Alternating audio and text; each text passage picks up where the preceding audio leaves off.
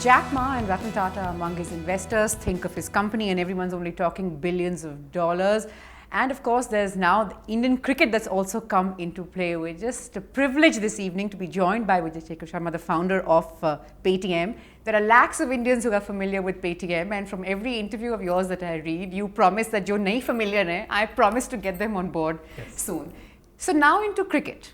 For someone who's supposed to get a high from adventure sports, why cricket and not rafting, for instance? Well, I think, like you said, someone who is passionate to get every Indian on the platform. Yeah, I think our aspiration is to bring 500 million Indians on Paytm platform by 2020. And when you look at such large number, then you give up on the niche sectors like rafting, adventure sports.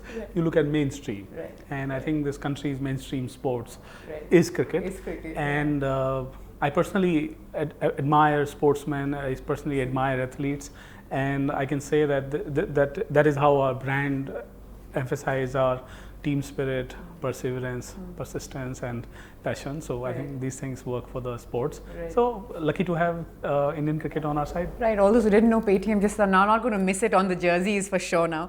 Now tell me one thing, you said at one point that you dreamt of being a Sabir Bhatia. Now if you were to meet Sabir Bhatia today, I mean, what do you think you would say to him?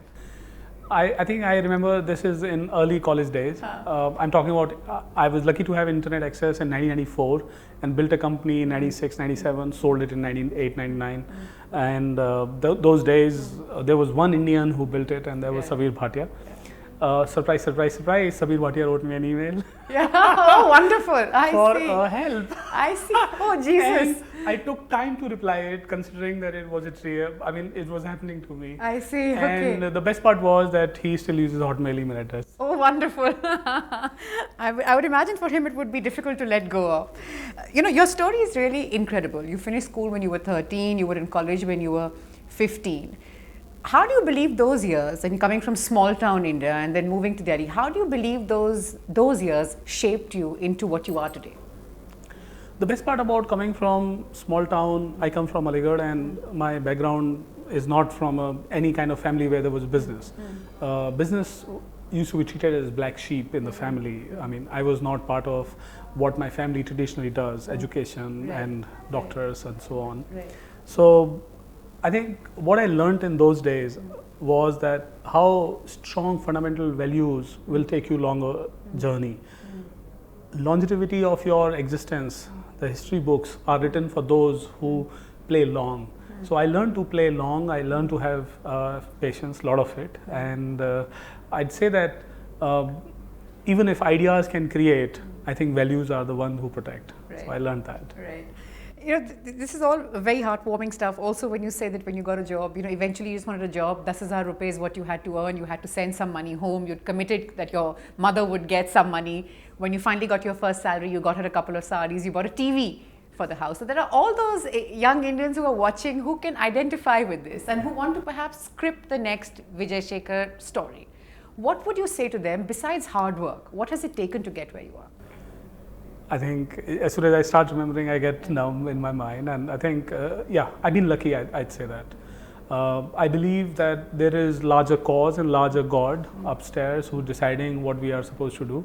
I find myself incredibly lucky, I'd say that. And the only thing that I'll tell anybody who's trying to embark on a journey, it doesn't matter if you come from a small town or a big town, it doesn't truly matter actually, first of all. What I have learned that what your weaknesses are, they become the best of the strengths actually. So you should play on your weaknesses, that they become your strength in the game, so that you're never fearing them. And whatever your less is actually a lot for you. And it takes a lot to discover your mathematics in life that you can play on those strengths. Right. But I believe that human mind can solve any problem and you can get output of anything. One thing that I see a lot of entrepreneurs and early stage people, when I meet them, they're not fully sincere towards the purpose that they are at. I think if you are sincere and you are all in and no out, it'll happen. I think the all in and no out is the choice. There were times in my life when I didn't really have a lot of money, including some things that you talked about. I had days when I didn't have money for dinner, let's say. Right, the 10 rupee story. Yeah. Is that true? Yeah, I mean, having 2 cups of tea was a perk for me, and I had 10 rupees, so I walked from Priya Cinema to Kashmiri Gate. I couldn't take the bus so that I can live the next day. Yes, those things exist. So, what I can say is that when you are sincerely committed, things happen. These 2 words, sincerity and commitment, are the key words. Right. When you talk about a weakness, would it be fair to say that when you moved to Delhi, the sort of not comfortable with the English language would be considered a weakness? Because sitting opposite you, one would never sort of figure that at all. Yeah, I think when I came in Delhi city, I was in engineering college, and my college incidentally was English medium. So till my class 12th, I studied in Hindi medium school.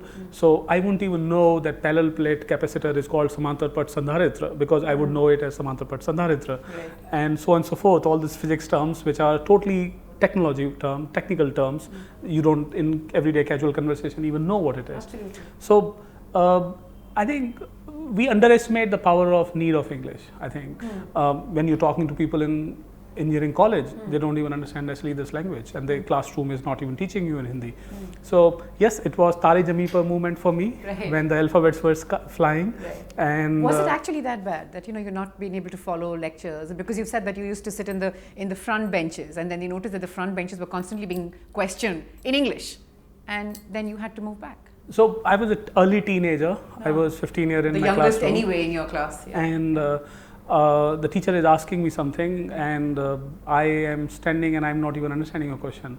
And it was not a tourist situation that you're talking, which I see a lot now, but I can tell you it becomes embarrassing, and for a teenager to get embarrassed in a classroom of engineering college in the company of so incredible people around, it started to put me under typical underdog movement for me started to build, that I became from a front bencher to the back bencher to the out of class. I actually wouldn't attend class Because of this. because of this. And it was a very horrible, emotional, tough day, tough moment for me, because I would try asking people, what does it mean? And I don't even know whom to ask for it, because from UP board that I come from, there was only one more student, and that guy was English medium too.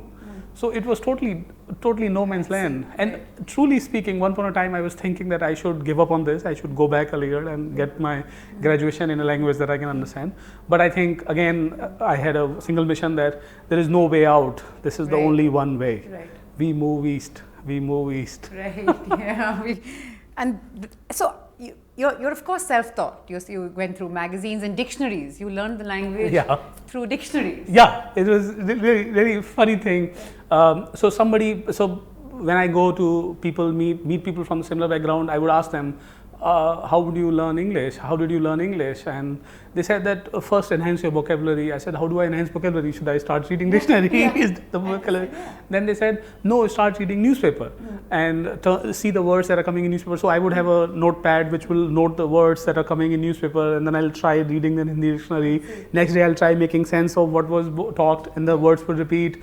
And then it went to another level. Actually. Wow. And there's of course another very nice story, and when you picked up these magazines, and when you sort of, besides Fortune 500, when you sort of also figured Silicon Valley, and you wanted to take the GMAT or TOEFL or whatever else, the exam to go there, your peers were doing it, your colleagues were doing it, and you couldn't do it, and you thought to yourself, one day I'm going to hire these people who've come back. I mean, how much of this is now urban legend around the man called Vijay Shekhar Sharma, and how much of it is actually them? Yeah, I definitely wanted to be one of them. Yeah. And I said, one day I'll at least be able to bring them on my team, and I'll work together. So I think I'm lucky, and I'm fortunate that today some of those institutes have incredible amount of people who join us from there.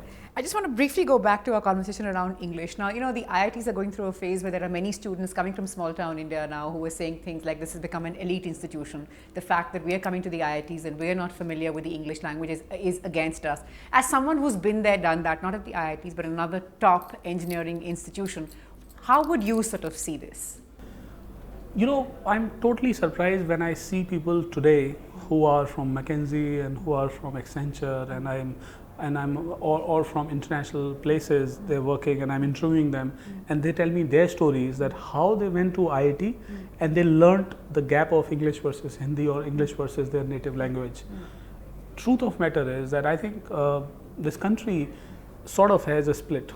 Haves have English, have-nots have their language. So this is split. And for a young student, when he reaches such institute, it is extraordinary. It is extraordinarily challenging, but somehow I have a respect for people who reach there, and then because they reach there is a reason that they will be successful forward. And language is one of those inherent cognizance, a skill of yours that you learn over the period. So learning two languages and then changing your translation, way you speak. You have to think in English now. Otherwise, you translate and speak.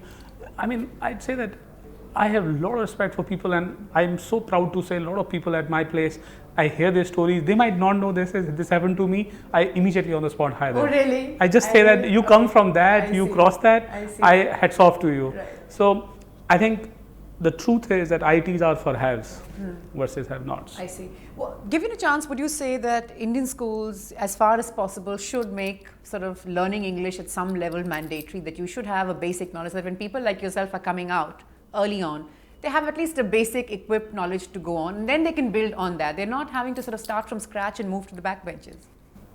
Now, or is that even possible? So what I learned is that we become inferior when we do not know English. Well, when you travel the world, then you know that Chinese don't even speak English. World has to understand their language. Right. Japanese don't even want to translate in English. World has to learn their language. German, French, they don't even like English. You have to learn their language. The point is that I think our understanding of English is an asset, and we become a lot more global citizen. There is no doubt about it. There is a value to that. But at the same point in time, we shouldn't demean our languages. Sure. I think there should be sense of pride that we are Hindi, we are Tamilian, we are Indian, and we use our language. I don't think there is much or less that you can do. It's a choice that we want to be known for our language versus we are ready to accept the world's language. Right. But you know, your English to say have conversations about investment with say like a Jack Ma, what would have been your common language if it weren't English? So I believe that English is that world language, and I think that people who need to grow after a certain point need English as a language. There is no doubt about it. I think English is necessity, so to say now. Right.